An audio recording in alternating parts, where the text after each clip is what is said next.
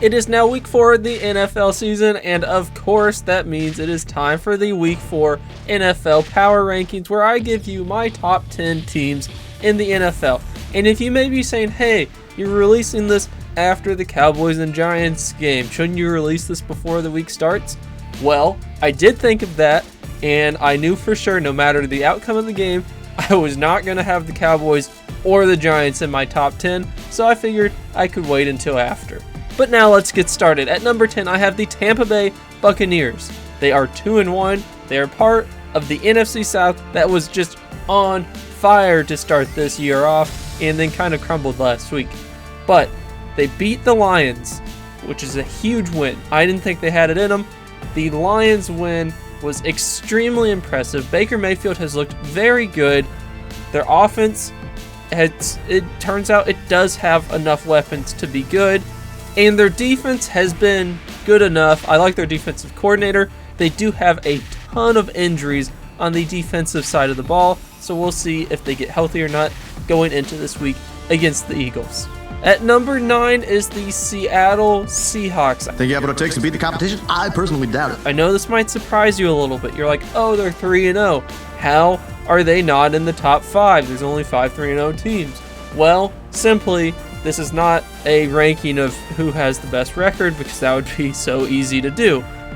This is who do I think is the best team in the NFL as of right now.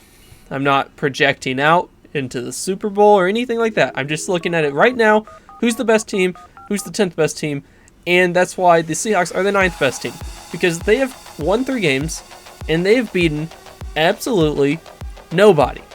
They beat the Dolphins this week. That was their biggest win of the year, or maybe the Patriots last week. But either way, not good teams. The Dolphins had terrible third-string quarterbacks essentially playing in this game, so I just don't give you that much credit for winning this by a lot. And then barely beating the Patriots last week.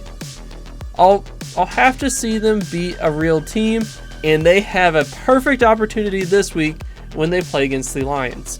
But anyways, Geno Smith has looked very good, very solid, like a above average NFL quarterback, which is enough to lead this team to the playoffs with the weapons that they have, and their defense is an above average level defense. At number 8, so this team did just get beaten down, but it is the Houston Texans. They are 2-1. They just got beat down by the Vikings, but I think the Vikings are really good at this point in the season. They still have CJ Stroud.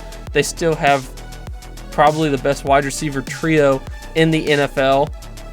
They have a defensive head coach that I think eventually can coach up this defense to play above their skill level, and they have brought in new people throughout the offseason that are still gelling. Joe Mixon, their running back, is hurt right now, but he'll be back soon. There's just too much talent on this team. Stroud has too much potential and is too good right now for me not to have him in the top 10, and that's why they're at number 8.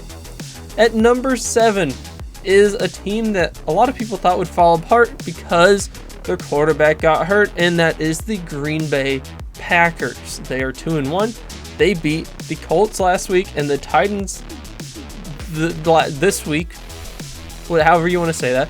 They beat the Colts in week 2, Titans in week 3. Now in week 4, they play the Vikings. Huge game. But Jordan Love may be back. Anyways, they lost to the Eagles in week 1, but they should have won. They were ahead until the very end.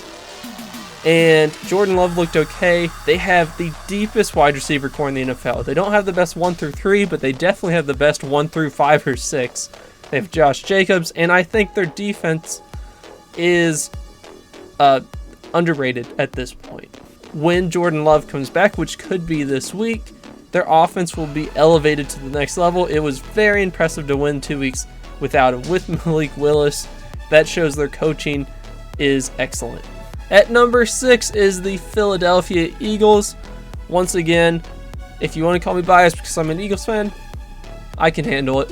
But I think 6 is pretty reasonable. They dominated the Saints this week, especially on the defensive side of the ball. The Saints have been putting up 45 points a game, and they only put up 12 points in this game. The offense and Nick Sirianni tried to give this game away, but luckily Saquon had a big touchdown. Dallas Goedert had like a 60-yard catch that wasn't a touchdown, but you know, it won the Eagles the game. So their offense did just enough. They do have a lot of injuries right now. They have Lane Johnson's hurt, Mekhi Becton's hurt, AJ Brown is hurt, Devontae Smith is hurt. So going into this week against Tampa Bay, who knows what will happen.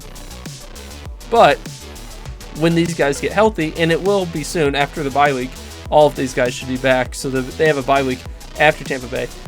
Everyone should be back after that. And then it becomes once again the most talented, or one of the most talented offenses and rosters in the NFL. At number 5 is one of those surprise teams. No one had them in the top 5 to start the season, but they have earned it at this point, and that is the Pittsburgh Steelers.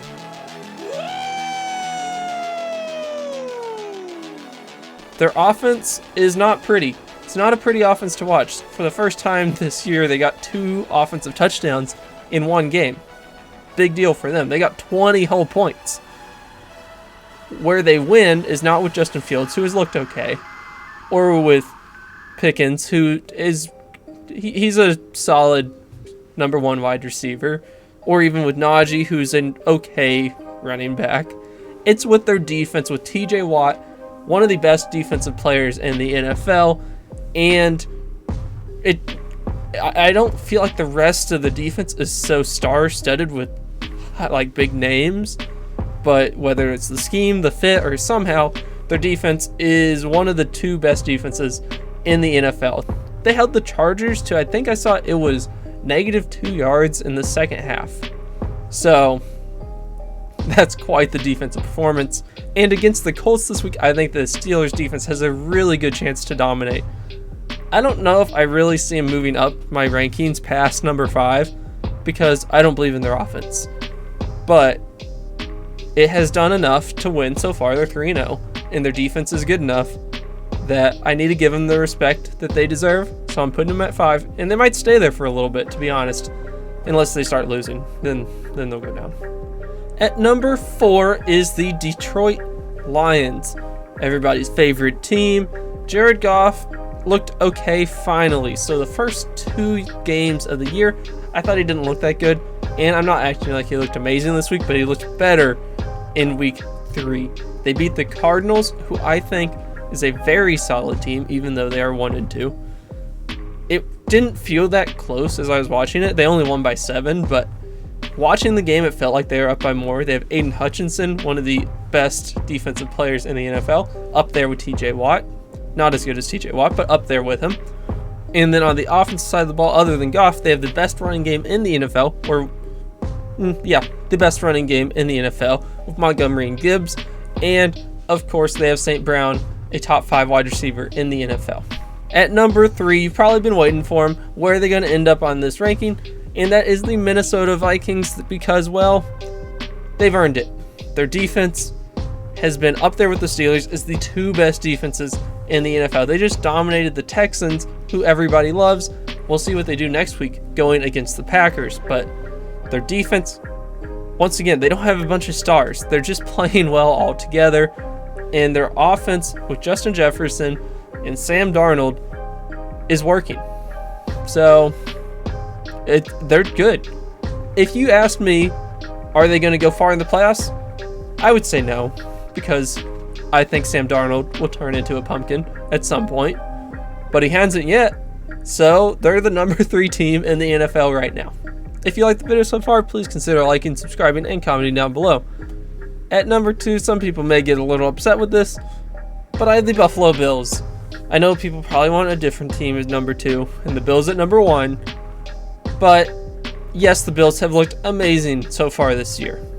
And Josh Allen has looked really good.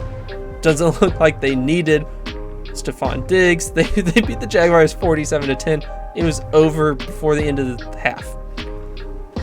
There's not really anything else they can do so far. It's just a matter of time. A win against the Ravens would be a big win. This team is a clear Super Bowl contender. And at number 1, of course, I have the Chiefs. These guys happen to be champions. Ha! Nobody can beat them. And you may say, hey, the Chiefs haven't looked that good. The Bills have looked amazing. You should have the Bills at number 1 and the Chiefs at like number 1, and you should have the Chiefs at like number 2 or 3 or something. But Patrick Mahomes is the best quarterback in the NFL. And their head coach is the best head coach in the NFL. Their defense is about the 5th or 6th best defense in the NFL. I'm not putting them out of number 1 until they lose a game. I know they've almost lost 3 now, but they won all of those. And no one's as good as Patrick Mahomes, even in an off year, even without weapons. So until the Chiefs start losing, they are my number 1 team, and I will stand firm in this. So, you can hate it or not, that's how it's going to stay. So anyways, thanks for watching, thanks for liking, thanks for subscribing, and thanks for leaving your top 10 down in the comment section down below.